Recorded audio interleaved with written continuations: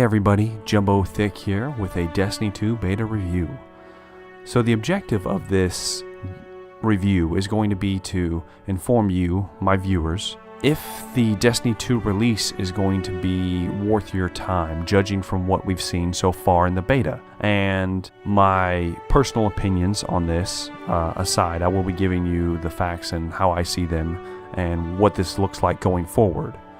So with that being said, I want to break up this review into 3 distinct sections.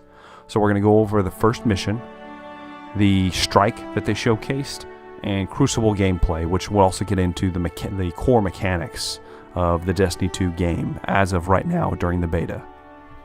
The campaign mission that they introduced in Destiny 2, from a story standpoint, I thought was very engaging, much more engaging than anything we saw in Destiny 1, the vanilla release. And I think that what Bungie is trying to do is they're trying to take that success that they got from the Taken King expansion when they released and repeat that process and fold it into Destiny 2 and even expand upon it in ways that we didn't think that they would. For instance, putting in a lot more cutscenes, allowing more story to play out that way, and also giving more character to their NPCs. The Vanguard especially. You get to see a big portion of Cade 6, Zavala, and Ikora Ray, who previously didn't have a great deal of character interaction. They were essentially just vendors. And to see them interacting with you this way, it lets you have more feelings about them as characters, and it really brings you into the story, and I think Bungie's doing a great job in that front. Also did good introducing the new enemies in a more varied way, because I was under the impression that we were going to get cookie-cutter repeats of the Cabal, but they're very different than the original Cabal, and I enjoy. They fight similarly. They fight almost the same way, but they have enough variation in their character models and in their actual mechanics that it almost seems like a new faction, albeit slightly new faction. And I also did enjoy that they're kind of Bungie's playing with different map types in the single mission. Like you have very open sections, but then you have very closed corridor sections. And I felt like the original was mostly just corridor sections. You might get an occasional big open map, but it was rare. It was mostly just, hey, point A, point B, go down this corridor, kill all these enemies, end the fight. And in this one, there was a lot more objectives to kind of complete while you're doing this, and there were big open sections, and then there were the tunnel sections, and it just felt like they're trying a lot more to vary these missions so that they'll be distinct whenever you go to tell your friends, hey, do you remember this first campaign mission? And they'll be like, oh yeah, it's the one where you did this, this, and this.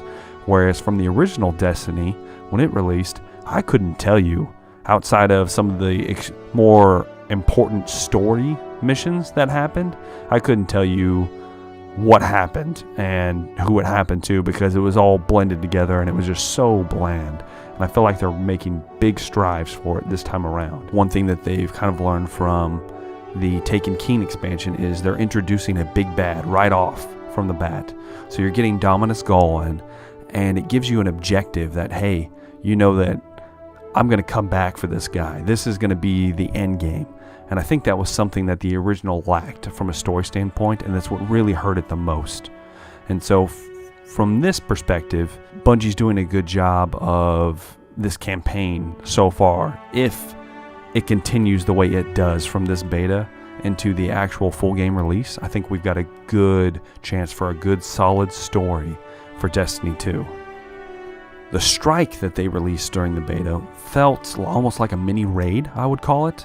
It was very interesting. There was a few platforming elements, not too many, and they weren't very difficult, but that's not the point. You have a fire team of 3, and it still felt like it was geared towards a fire team of 3. It was very difficult, especially the final boss. The boss encounter was extremely difficult if you weren't communicating, or if you brought the wrong crew. If you brought like 3 warlocks, then it was going to be difficult. Not saying it can't be done, but it was going to be difficult. And so it seems like they're really trying to make these strikes more memorable as well, almost like they're doing with the campaign missions. So they have this big drill running around, and it ends up being this obstacle course where there's enemies around, and you're jumping around the drill and you're dodging things, and it brought a more epic sense to the strike. Like, it felt bigger than just a campaign mission, and that's kind of the idea you need to go for whenever you're doing these strikes. It sets them apart as harder difficulties than a regular campaign mission, and really you're doing something special here. You're going to be getting better loot from these, and so they're really going out of their way to make them more unique. And Protheon was a throwback to Atheon, obviously, and he was a multi-stage bullet sponge, but he was done in a good way. Like, you go from stage to stage, and his health bar didn't completely reflect the stages that you were going, but it progressively got more difficult the further you got into the fight, until at the very end it was frantic. There are fanatics being spawned. I didn't realize at first, but looking back at my gameplay, I was like, oh my gosh, this is why it was so difficult. You have fanatics spawning. He goes into like this berserker rage mode, and it just had an epic feel about it. And I feel like that's the way that most bosses should be, especially in a shooter like this, because otherwise they'll get stale. If you're just following the same cookie cutter process of, hey, shoot this guy with Gallahorn with 6 people, and that's how you kill him, and that's going to be the only way you can kill him, and that's just stupid. And I think that they're going out of their way to really vary up these boss types. Now, they can only do so much because you're in a shooter. This isn't a standard RPG where you have casting times and all these other things. And so there's only so much you can do with any enemy variation. And I think that they're doing a good job with these bosses and really taking the time to make them unique. With that being said, the strike looks good, and it looks like this is going to be the standard going forward, and if it is, this is a good sign for the full release. From the PvP's perspective, from the Crucible, I would say that supers are very powerful now. Almost everybody has a roaming super, with the exception of the only one in the beta that didn't have one was the Voidwalker Warlock, and he did feel a little underpowered because of it, if I'm being honest here.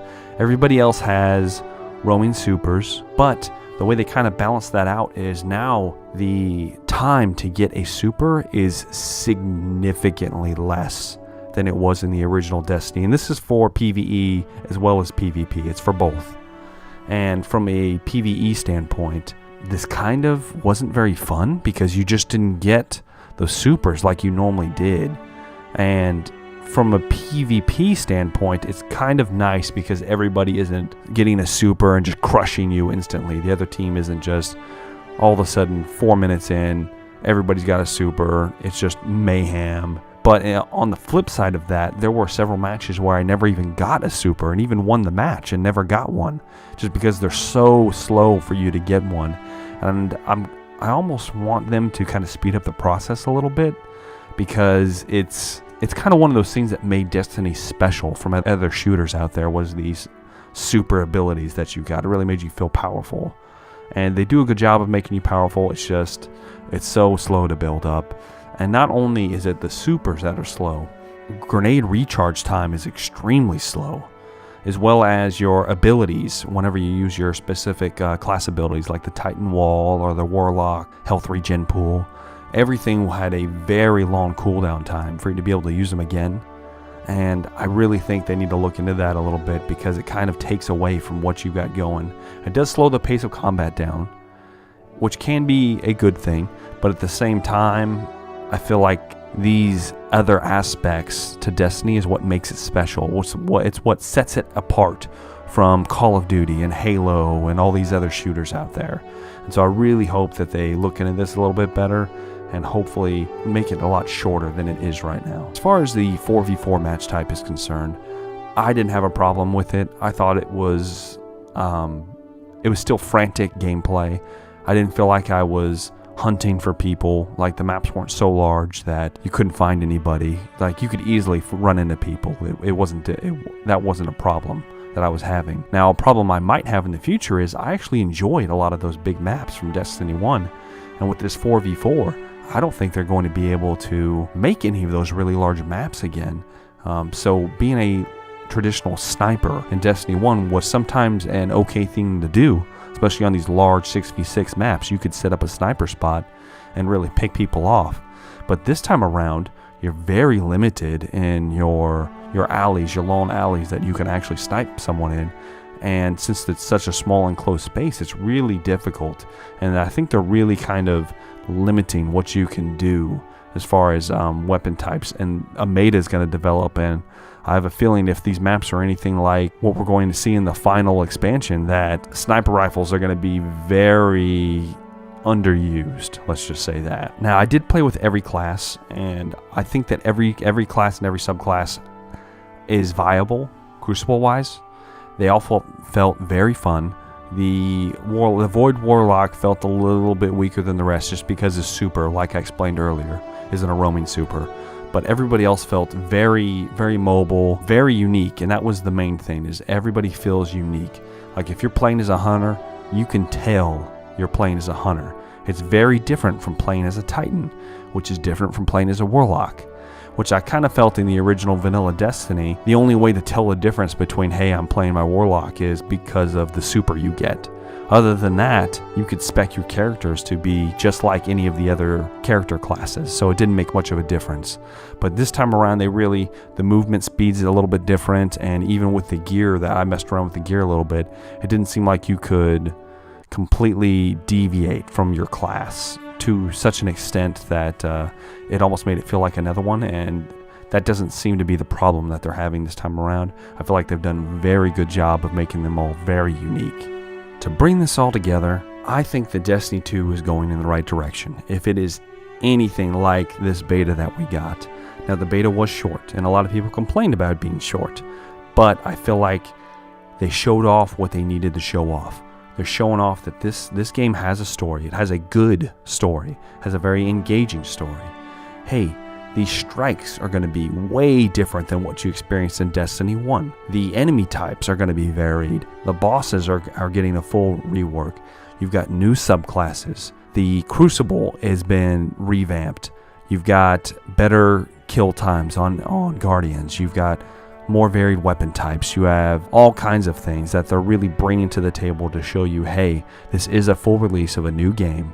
It's not Destiny 1.5, this is Destiny 2. And I feel like Bungie has done a very good job of pitching this game to me, because honestly, I stopped playing Destiny 1 after the Taken King expansion. I lost interest in it, but this is bringing me back. And I feel like as long as they stick to this, and this isn't some fool me with trickery moment on Bungie's part, that this is going to be an excellent game, and I'm going to highly recommend it to people before release. And with that being said, this has been Jumbo Thick. Hope you enjoyed the review. Hopefully I'll see you guys in the next video.